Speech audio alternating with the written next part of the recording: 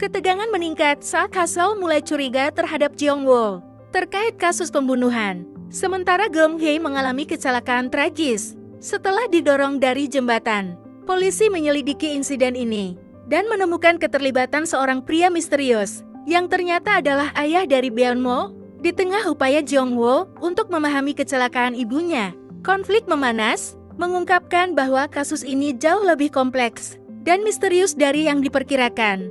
Alur cerita Blackout episode 2. Hassel mulai meragukan Jeong-woo setelah menyelidiki kasus pembunuhannya. Ia mendatangi Suo di studionya untuk membahas temuan tersebut, namun Suo tampak gelisah dan meminta Hassel untuk pergi. Di sisi lain, Jeong-woo kembali ke kamar lamanya setelah percakapan yang menyakitkan dengan ibunya, Geum-hye. Di ruang tamu, Geum-hye mengingat kembali percakapannya dengan mendiang suaminya, Chang-so, yang membahas keputusannya untuk tetap tinggal di kota. Meskipun Jeong-woo dijatuhi hukuman penjara selama 10 tahun.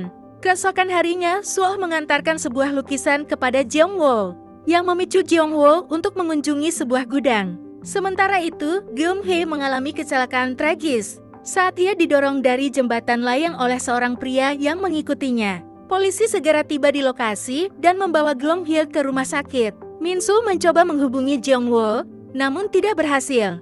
Di rumah sakit, Jeong-woo bertemu Min-soo. Sementara polisi memeriksa rekaman CCTV dari lokasi kecelakaan. Mereka melihat seorang pria paruh baya berlari di jalan pada saat kejadian.